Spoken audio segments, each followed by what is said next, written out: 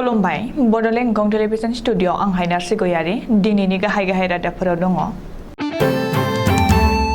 BKWS नि बुंथिगिरि doctor गाम्बारु मुसाहारिखौ UBPO आरो आबुबा बरायदों। ब्रह्म धोरोम फोसावगिरि मनरन्जन ब्रह्मनो 2022 नि गरिब कालीचरण ब्रह्म बान्था फोसावबाय।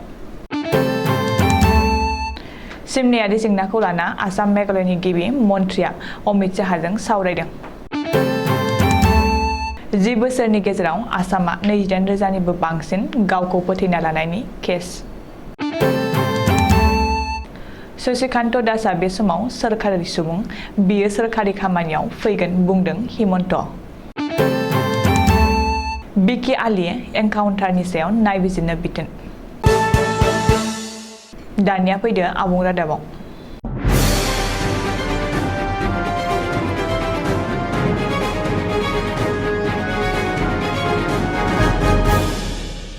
बर' कछारी वेलफेयार अट'नमास काउन्सिलनि बुंथिगिरि एबा मासिगिरि डक्टर गाम्बारु मुसाहारिखौ धेमाजि जिल्लानि सेमेन्साफारियाव UBPO आरो आबुबा जथायै बरायदों।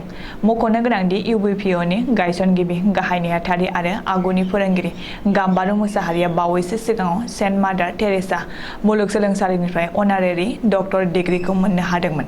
सेन्ट मादार टेरेसा मुलुगसोलोंसालिनि भाइस चेन्सेलर डक्टर आर विजया सरस्वतीआव थांनाय 24 मार्च खालि दिल्लीनि मयूर बिहाराव थानाय हलिडे इन हटेलाव खुंनाय मोनसे हाबाफारिनि जोहै बे अनारेरि डक्टर डिग्रीखौ गथायनानै होदोंमोन। बेनि थाखायनो जोबोर गोजोननायजों सेमेन्साफारिनि बाथौफुरियाव थानाय थुनलाइ आफादनि कमप्लेक्सआव UBPO नि आफादगिरि मनरन्जन बसुमतारी, गाहाय नेहाथारि पीताम्बर ब्रह्म, बोसोनगिरि दिपेन गयारी, लेङाइ आफादगिरि बादल मुसाहारि, लोगो नेहाथारि अमिर कुमार बसुमतारी आरो गोबां सोद्रोमाफोरजों लोगोसे आबोब हारिमु आफादनि दैदेनगिरिमोनहाबो गांफा आर'नाइ गानहोनानै मान बावदोंमोन।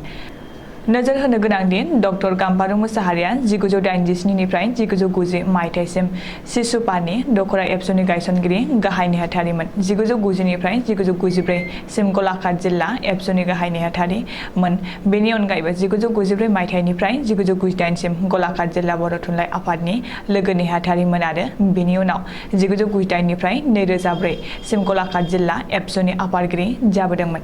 समाजनि खामानि मावलांनायजों लोगोसे डक्टर गाम्बारु मुसाहारिया कमतापुर गेजेर फरायसालियाव हिन्दी आयदानि फोरोंगिरि आरो सिसुपानि गोजौ फरायसालियाव बोसोरसे गाहाय फोरोंगिरिनि मासियाव बिबानखौ रुजुनबोदोंमोन।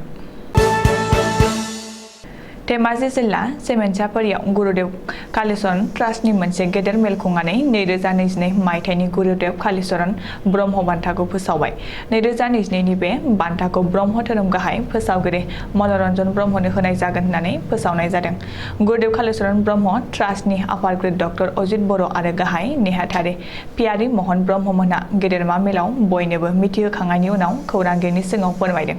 मख'नो गोनांदि बे बान्थायाव गासै नोगोद 50,000 रां, गांसे मान बिलाइ, गांसे इन्दि साद्रि आरो गुरुदेव कालीचरण ब्रह्मनि सावगारि मोनसे बोसोरफ्रोमबो होनाय जायो। फैगौ एप्रिल दाननि 18 अक्ट'आव बड'लेण्ड मुलुगसोलोंसालिनि अडिट'रियाम हलाव ब्रह्म धोरोमनि गाहाय फोसावगिरि मनरन्जन ब्रह्मनो बे बान्थाखौ गथायनाय जागोन होननानै सुलुङाव फोरमायदों। बेनि अनगायैबो आसामनि दाब दाब जायगायाव गुरुदेव कालीचरण ब्रह्मनि गोसोखां खाम्फा गायसंनो थाखाय मावफुंलांनो गसाइगाव फरायसालिमानि गोरायुं डक्टर कुमुद रन्जन बसुमतारीखौ मासिगिरि आरो फोरोंगिरि सदानन्द ब्रह्मखौ गाहाय नेहाथारि महरै सायख'नानै लानाय जायो।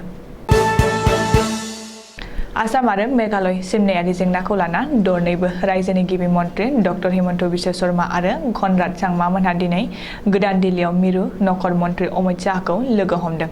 दरनैबो रायजोनि गिबि मन्थ्रिया दिनै मिरु नखर मन्थ्रिजों सावरायनानै सिमायारि जेंनाखौ अरायथायै सुस्रांनायनि बागै थांखि लानो हागौ आरो गोरोबथायाव सागान होनो हागौ होननानै सुलुङाव फोरमायदों।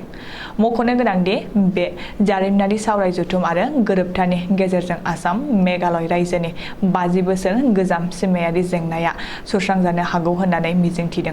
नाथाय बे खौरांखौ सुजुनाय समहालागै आसाम मेघालयनि सिमनायारि जेंना सुस्रांनायनि बागै मिरु नखर मन्थ्रिजों सावरायनायनि आबुं खौरां मोननाय जाथ'वाखै।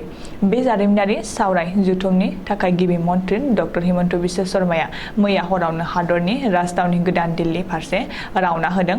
सुलुङाव फोरमायथिनाय बादिब्ला नखर मन्थ्रिजों सावरायनायनि सिगां गिबि मन्थ्रि डक्टर शर्माया दिनै गाहाय मन्थ्रि नरेन्द्र मदि आलिखौ लोगो हमो आरो आसामजों लोगोसे सा सानजा ओनसोलनि जौगाथाय आरो जानो गोनां रायजो सभा बिसायख'थिनि बागै सावरायो। बबेखानि गाहाय मन्थ्रिजों सावरायनायनि उनाव डक्टर हिमन्त बिश्व शर्माया मिरु बिजेपिनि आफादगिरि जेपि नड्डाखौ लोगो हमनो आरो राजखान्थियारि गोनांथार आफादफोरनि बागै सावरायो होननानै मिथिनो हादों। आसामाव सानफ्रामबो बांदों गावखौ फोथैना लानाय आरो हिंसायारि जाथायफोरा। गिबि मन्थ्रि डक्टर हिमन्त बिश्व शर्माया समबारखालि बाजेट जथुमाव बे जाथायखौ सोराङाव लाबोदों। गिबि मन्थ्रिया सदनाव फोरमायथिनाय बादिब्ला 2012 मायथाइनिफ्राय 2022 मायथाइनि रायजोआव गावखौ फोथैना लानायनि गासै 28,056 केसफोर मोननो हादों। नखरारि जेंना आरो रांखान्थियारि जेंनानि थाखाय बिसोरनि बांसिनानो गावखौ फोथैना लादों होननानै गिबि मन्थ्रिया लिरनाय महरनि फिननायाव मख'दों। गिबि मन्थ्रिया बेखौबो फोरमायदों दि रायजोआव थांनाय 10 बोसोराव 12,703 बुथारनाय केस, 111 जिनाहारि खालामनाय, बुथारनाय, 8,519 जिनाहारि खालामनाय, 31,360 गाज्रि आखु बाहायनायनि केसफोर रेजिस्टार जादों। सदनाव गुबुन मोनसे सोंथिनि फिननायाव गिबि मन्थ्रिया बुंदों दि 2017 मायथाइनिफ्राय 2022नि 28 फेब्रुवारिसिम रायजोआव मोनगु रोखोमनि गुबुन गुबुन आयेन बेरेखा खामानिफोर जादों आरो गासै 1,19,800 केस रेजिस्टार जादों। बेनि अनगायैबो 2016 मायथाइनिफ्राय 2022नि 28 फेब्रुवारिसिम रायजोआव 10,651 साइबार केस रेजिस्टार जादों आरो 1,374 साइबार दायनिगिरिफोरखौ हमनो हादों। आसामाव खुंजानो गोनां मोननै रायजो सभा मासनि बिसायख'थिखौ लाना गोख्रों दान्थे-बिदान्थे सोलिगासिनो दं। गाहाय रायजो सभानि नैथि मासिखौ लाना खुंथाय गोहो आरो हेंथा दोलोनि गेजेराव दान्थे-बिदान्थे जादों आरो मोन्नैबो बिथिंनिफ्राय नैथि मासिखौ देरहागोन होनना दाबि खालामदों। रायजो सभानि मोन्नैबो मासिखौ बिजेपि मित्रजोंटआ देरहागोन। गासैबो थि जाजोबखाबाय। सासे सानै नङा हेंथा दोलोनि माखासे सोद्रोमाफोरनि भटखौ खुंथाय गोहोआ मोनगोन होननानै दाबि खालामदों गिबि मन्थ्रि डक्टर हिमन्त बिश्व शर्माया। बबेखानि आंजों लोगोसे गासैबो मोजां सोमोन्दो दङ। बिसोर फन खालामब्लानो आंनो खालामो। थांनाय 27 बोसोरनिफ्राय आं बिसोरजों लोगोसे दं, नाथाय AIUDFनि भटखौ जोंनो नाङा। आं गावनो शेरमान आलीखौ भट होनो माना खालामदों। शेरमान आलीनि भटखौ जोंनो नाङा होननानैबो गिबि मन्थ्रि डक्टर हिमन्त बिश्व शर्माया बुंदों। गिबि मन्थ्रिया बेखौबो रोखायै बुंदों दि बे समाव शशिकान्त दासआ सोरखारनि सुबुं, बेनिखायनो जायखि जाया सोरखारि खामानियाव बाहागो लागोन। मानोना कंग्रेसनि MLA शशिकान्त दासआ कंग्रेसाव थानानैनो मित्रजोट सोरखारखौ उदां मदद खालामदों आरो रायजो सभा बिसायख'थिखौ लोब्बा लाना कंग्रेसआ हुइप जारि खालामदों। गारिगाव हानजायारि जिनाहारि खालामना बुथारनाय जाथायनि मास्टारमाइन्ड आरो गाहाय दायनिगिरि बिके आलीखौ एनकाउन्टार खालामनाय जाथायनि सायाव नायबिजिरनो बिथोन होबाय। पुलिसआ लांसुनिया बिके आलीखौ एनकाउन्टार खालामनाय जाथायनि सायाव नायबिजिरनो बिजिरसालिया दिनै बिथोन होबाय। सुलुङाव फोरमायथिनाय बादिब्ला कामरुप मेट्र' जिल्लानि एडिशनेल मेजिस्ट्रेट बिपुल कुमार दासनो नायबिजिरनायनि बिबानखौ होदों। बेजों लोगोसेनो बे जाथायनि सायाव नायबिजिरना 15 साननि गेजेराव आसाम हिउमेन राइट्स कमिसननो रिपर्ट गथायनो थाखायबो बिथोन होनाय जादों। मख'नो गोनांदि आसाम नाङै सोमावग्लुंनाय गुवाहाटी गारिगाव हानजायारि जिनाहारि खालामना बुथारनाय जाथायनि मास्टारमाइन्ड बिके आलीआ पुलिस एनकाउन्टाराव जिउ गोमादोंमोन। दिनैनि रादाबा एसेनोसै, गोजोन्थों।